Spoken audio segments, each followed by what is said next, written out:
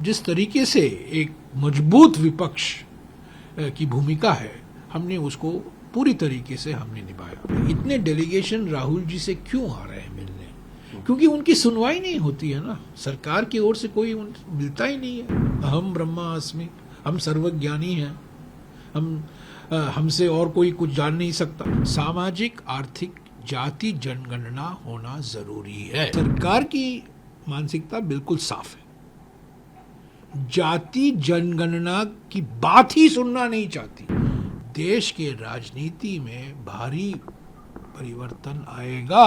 Budget और budget संबंधित मामलों पर चर्चा हुई, पर मैं समझता हूं दोनों सदनों में, लोकसभा में और राज्यसभा में, सारे इंडिया गठबंधन जनबंधन के सांसद जनता की चिंता जो है, जो मुद्दे हैं जनता के मुद्दे, उनको उठाएं।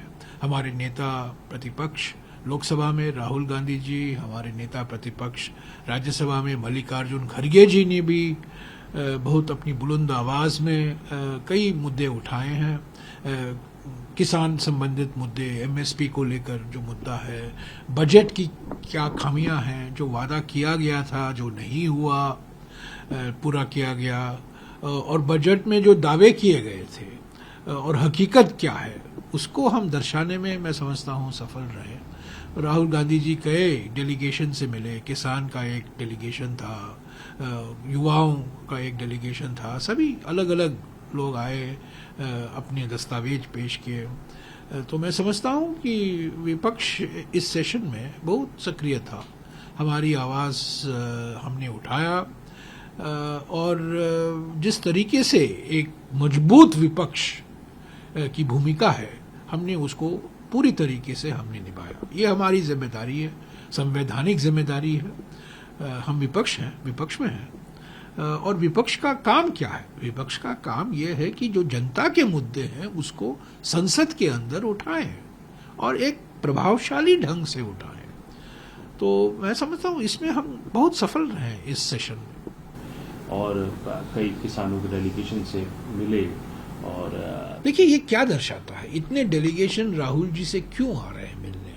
क्योंकि उनकी सुनवाई नहीं होती है ना, सरकार की ओर से कोई मिलता ही नहीं है। सरकार का मानना है कि हम सब जानते हैं, अहम ब्रह्मास्मि, हम सर्वज्ञानी हैं, हमसे और कोई कुछ जान नहीं सकता। तो लोग बहुत त्रस्त हैं, बहुत चिंतित हैं कि हमारी सुनवाई नहीं होती है, किसान संगठन की सुनवाई नहीं होती है, लोगों पायलटों की सुनवाई नहीं होती है। युवा लोग जो आए थे नीट को लेकर, जो बड़ा मुद्दा मिला, उनको सुप्रीम कोर्ट जाना पड़ा, पर सरकार की ओर से कोई मुलाकात नहीं हो पाई उनकी। तो कई ऐसे डेलीगेशन आए, कई ऐसे मुद्दे हमने उठाए। तो मैं समझता हूँ इस ज़्यादातर बजट पर ही संबंधित था, आर्थिक मुद्दों पर। देखिए वक्फ बोर्ड अमेंडमेंट बिल जो आया वो एक संयुक्त पार्लियामेंट्री समिति को अभी भेजा गया है। 31 सदस्य हैं, 21 सदस्य लोकसभा के हैं और 10 सदस्य राज्यसभा के हैं। ये गैर संवैधानिक है, आपत्तिजनक है, बहुत सारी चिंताएं हमने जताई है, अलग अलग पार्टियों के सांसदों ने वो चिंता जताया है। अभी वो एक समिति में गई है, अभी देखिए अगले 4 महीने में उस पर विचार विमर्श होगा, डिटेल्ड समीक्षा की जाएगी, मूल्यांकन किया जाएगा, रिपोर्ट पेश होगा, उस पर बहस होगी।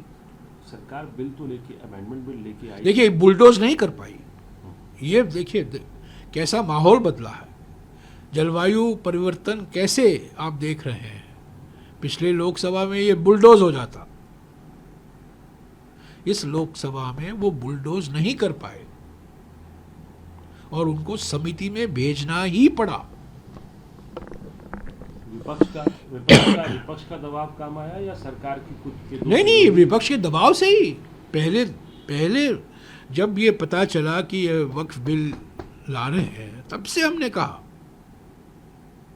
इसको एक समिति में भेजिए। पहले तो लाइए मत, पर आप इंट्रोड्यूस करेंगे, आप पेश करेंगे, हम अपनी आपत्तियां जताएंगे, इसका हम विरोध करेंगे, पर उसके बाद इसको समिति में भेजना जरूरी है। कई ऐसे मौके आए हैं पिछले लोकसभा में, पर हमारा पूरा नजरअंदाज हुआ। इस बार नजरअंदाज नहीं कर सकते। सेंसस के मुद्दे पे अनुराग ठाकुर ने बकाया था ये पूछ लिया राहुल गांधी को, तो नहीं, देखिए, इसको लेके कास्ट सेंसस को लेके आपको लगता है क्या हमारी कांग्रेस पार्टी की मांग बिल्कुल साफ है। पिछले 1 साल से 1.5 साल से भारत यात्रा के समय, भारत जोड़ो यात्रा के समय, भारत जोड़ो न्याय यात्रा के समय, चुनाव प्रचार के समय हमने 2 मांगे की थी। सामाजिक आर्थिक जाति जनगणना होना जरूरी है ताकि सामाजिक न्याय भरपूर तरीके से वंचित वर्गों को मिले। तो पहली मांग है सामाजिक आर्थिक जाति जनगणना का सेंसस।